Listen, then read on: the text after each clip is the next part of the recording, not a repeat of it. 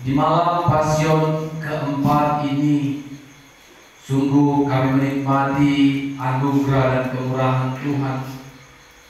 Kami boleh hadir bukan karena kami kuat, tetapi karena Roh-Mu yang kudus mengingatkan, membimbing, dan memimpin kami dari rumah kami sampai ke gereja Tuhan ini. Firman Tuhan yang menjadi alasan bagi kami untuk datang ke rumah-Mu ini akan kami perdengarkan dan dengar bersama-sama. Kuatkan hati kami untuk menerimanya. Roh Kudus Tuhan mengajar-ajari kami. Dalam nama Yesus kami berdoa dan bersyukur. Amin. Shalom. Shalom.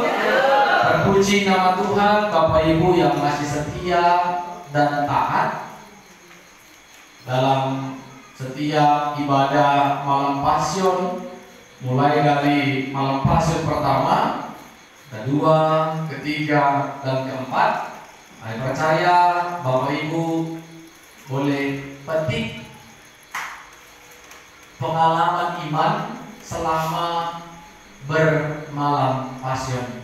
Di malam Pasion keempat ini atau malam Pasion terakhir, kita mau diberkati oleh firman Tuhan dari Perjanjian Baru, Yohanes pasal 13 ayat pertama sampai 17, dilanjutkan kembali ayat 31 sampai 35. Yohanes pasal 13 ayat pertama sampai 17, dilanjutkan ayat 31 sampai 35.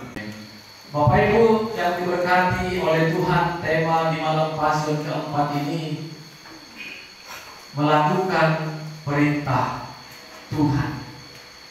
Melakukan perintah Tuhan. Saudara-saudara,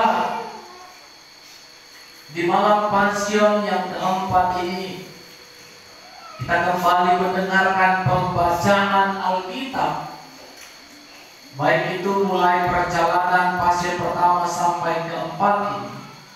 Semuanya menceritakan bagaimana kisah perjalanan Yesus sampai Yesus ditangkap.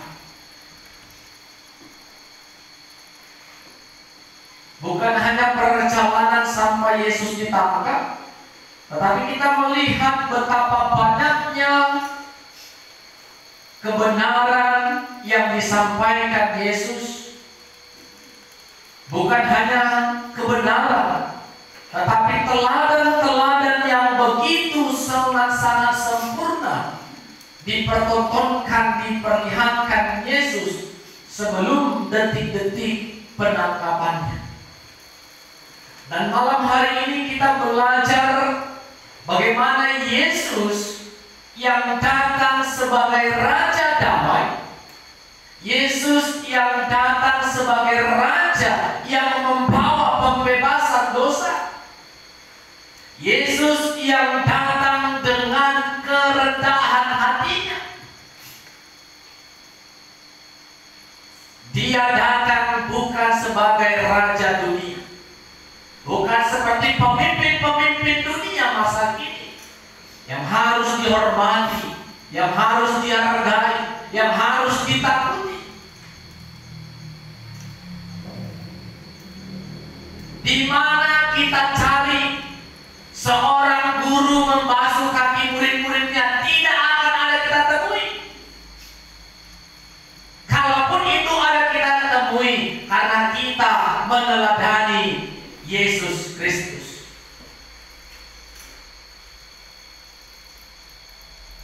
Ketika Yesus akan membasuh kaki ke-12 rasul.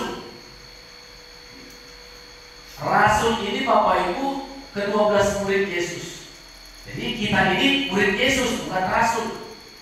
Sebutan mereka dari ke-12 ini sebutan khusus, yaitu rasul. Kalau murid-murid Yesus adalah orang-orang yang mendengar, orang-orang yang percaya akan pengajaran Yesus, itu disebut sebagai murid.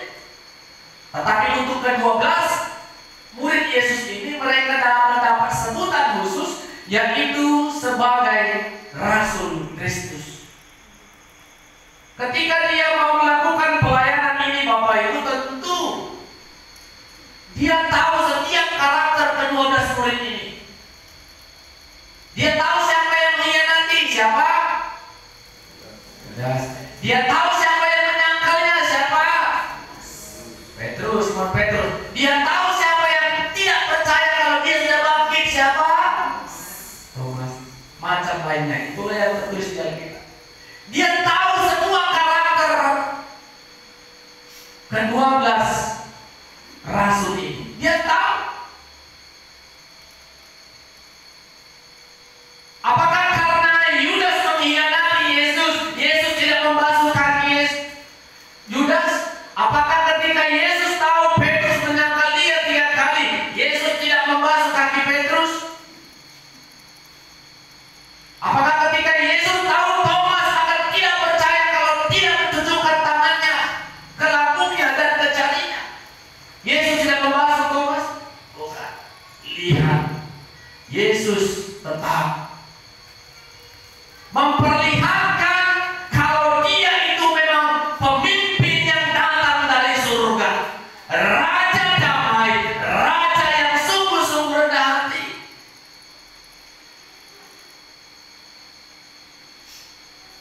Ya, mungkin sama seperti kami pendeta. Sanggupkah kami pendeta ketika ada speaker yang memfitnah pendeta? Kan tertantang. Sanggupkah pendeta membasuh kaki speaker ketika speakernya mengkhianati pendeta? Nah, ini kan tantangan. Tantangan kan? Tetapi kami melihat ada pesan penting yang disampaikan Yesus ketika Yesus selesai membasuh kaki. Itu yang menjadi iman kita. Jadi Bapak Ibu, pembasuhan kaki itu jangan kita terpancing. Ikut-ikutan yang kalian, jangan. Kalau kita baca di TikTok, Facebook, YouTube, kok udah mulai ikut-ikutan Protestan ini ke Katolik, pakai palma, ya kan? Kita punya dasarnya. Kita bukan ikut-ikutan ke tren. Ada dasar alkitabiahnya yang mau kita kerjakan. Lihat Bapak Ibu, ketika Yesus membasuh kaki Petrus, apa kata Petrus? Guru, jangan cuma kakiku, tangan pula dan kepala. Untuk kan dibilang Yesus, Saulus, mari mau. Jadi jangan ada yang sama pendeta nanti ya. Kamu pendeta tangan pujuk, jangan ada ya. Ade, udah ade, ulang pak nak. Nanti abang suap menjauhiku, jangan ya. Ini namanya pembasuhan. Siapa tahu nanti ada seperti Petrus, pujuk baju, sama si Petrus on, usuk kita pas ijoroku, kita, pejo, iya. Lak jauhi pendeta, asal dan jerawatan. Jangan ya, kita cuma membasuh. Judulnya pun pembasuhan. Lihat yang beraninya Petrus ini kan. Tuhan tangan pula juga, Tuhan kepala pula juga. Apa kata Yesus? Kalau kalian sudah mandi, artinya dalam baptisan Bapak Ibu, tidak perlu lagi dibasuh kecuali kakinya. Petrus ini berlebihan. Artinya pembasuhan ketika Yesus mengatakan, walaupun di antara kalian yang 12 ini ada yang tidak bersih, dia menuju kepada Judas Iskariot, gak bersih. Ketika selesai membasuh, dia pakai lagi kembali jubahnya, dan ada pesan-pesan penting yang dia sampaikan kepada ke-12 Rasul Kristus pada saat itu. Kita baca ayat yang keempat. Jadi, kata orang,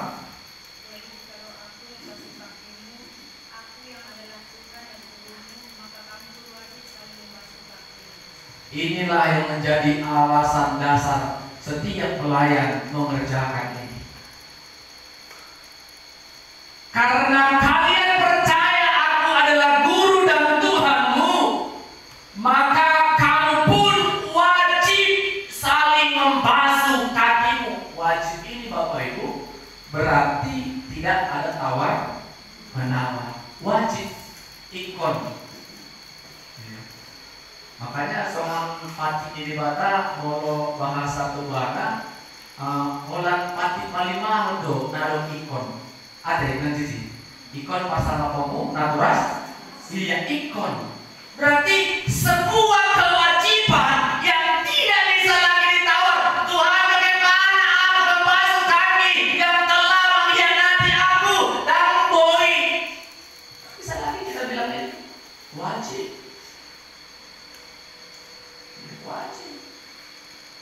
Makanya tadi saya katakan saya sendiri. Gimana saya membasuh kaki speaker yang mengkhianati saya, yang menyangkal saya, yang tak percaya sama saya.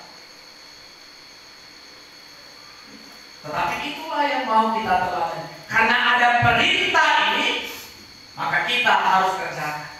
Jadi Bapak Ibu ketika di medsos viral komen-komen, ayo ikut-ikutan, gitu kan? Ini jawabannya. Karena kami pegang ayat Yohanes pasal 13 ayat 14 ini, kamu wajib saling membasuh kaki. Bapak Ibu saudara-saudara, memang untuk membasuh kaki ini benar-benar kita memiliki banyak pergumulan. Tidak mudah.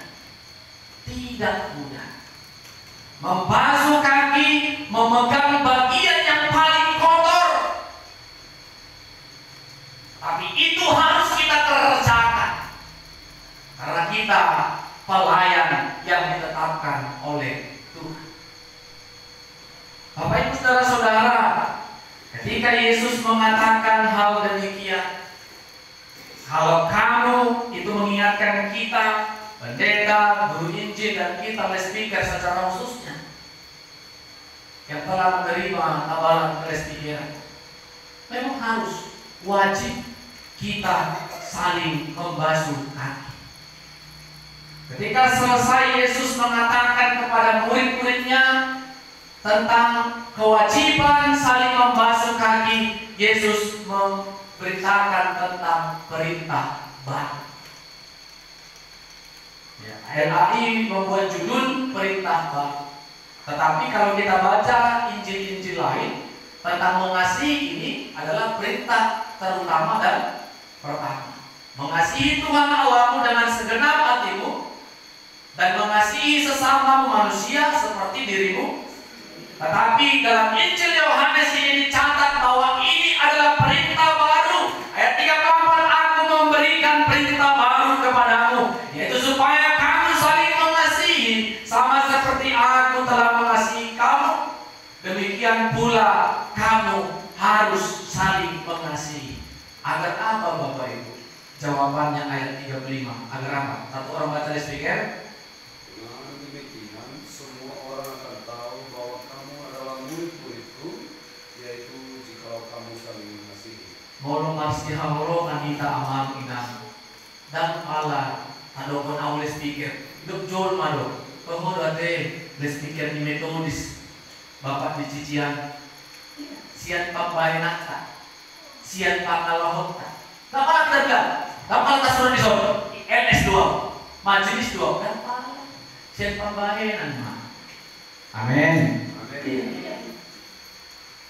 Dengan ketika kalian melakukan mengasihi itu kata Yesus, maka semua orang tahu kalau kalian murid-muridku. Percaya nggak Bapak?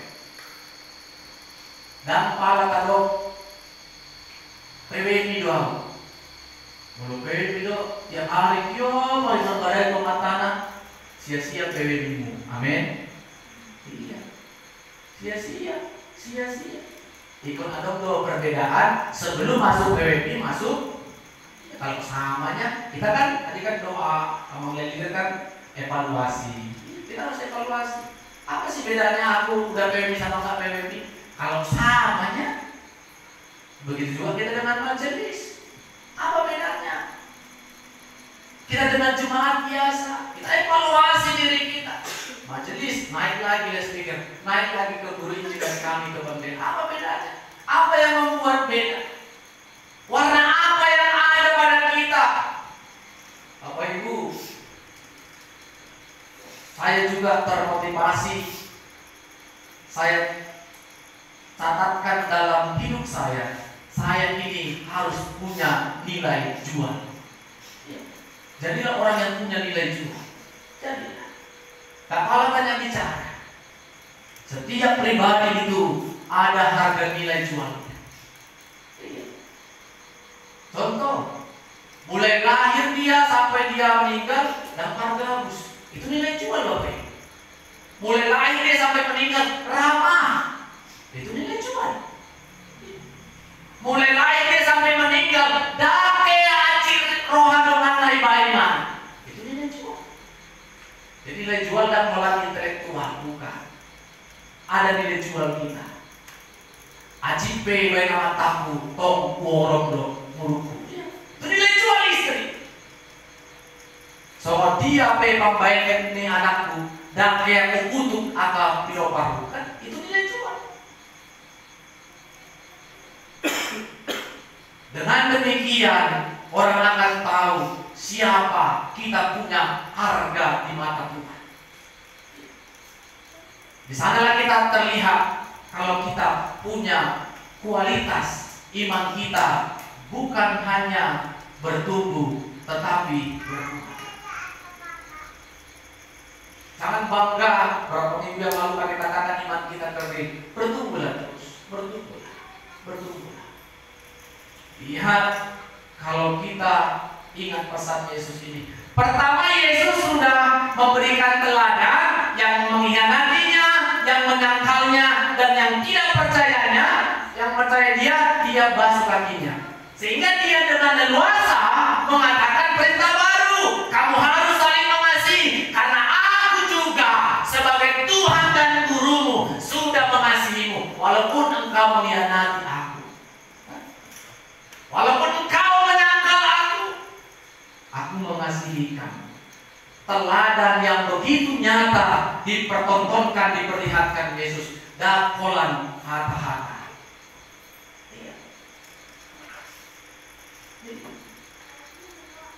Selesai dipraktekkan Yesus tinggal lihat mengatakan perintah barunya. Gak malah ditanya murid-murid apa contoh mengasihi, lihat aja pembasuhan kaki. Selesai. Jadi memang tidak panjang lebar khotbah ini Bapak Ibu. Renungkan aja lah pembasuhan kaki.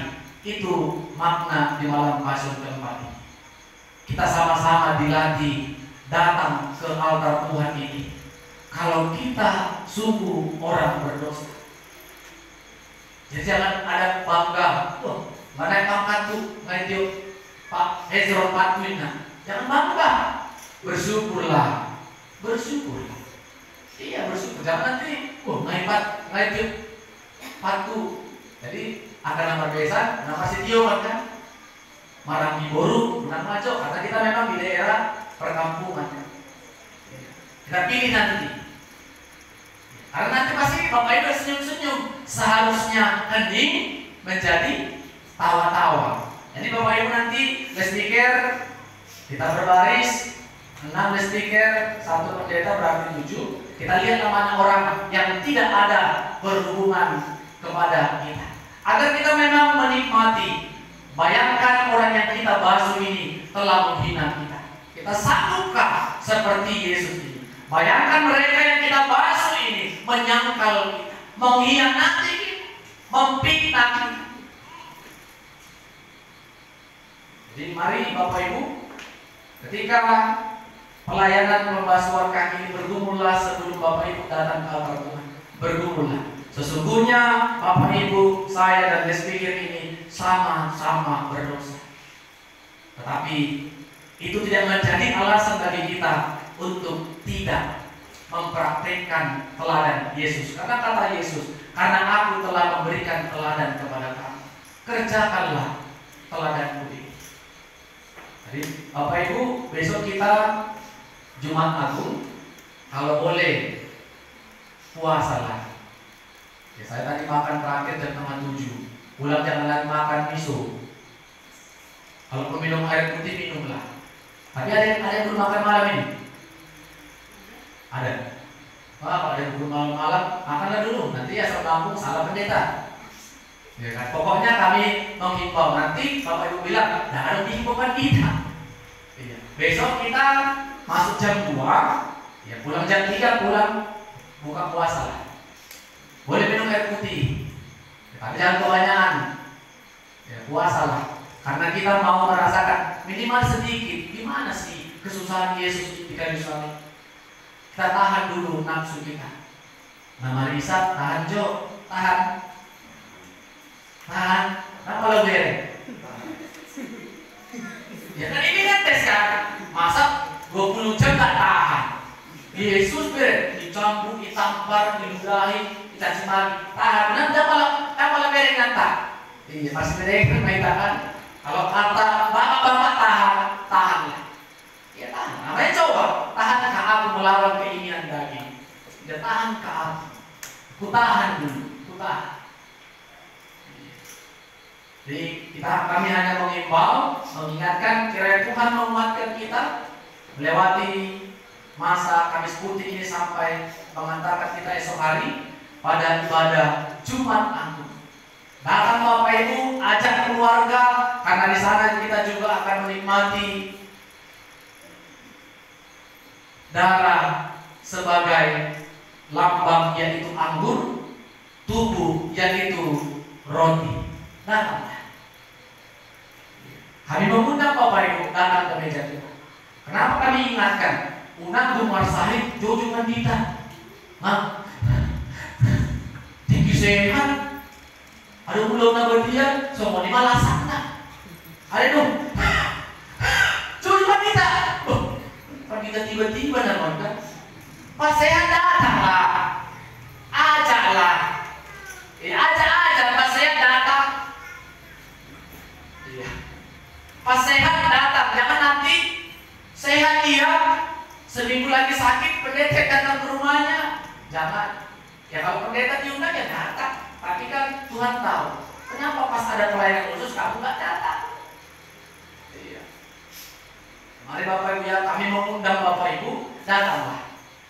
Datanglah ke meja Tuhan, menerima anugerah Tuhan melalui perjamuan kudus. Amin. Tuhan berkati.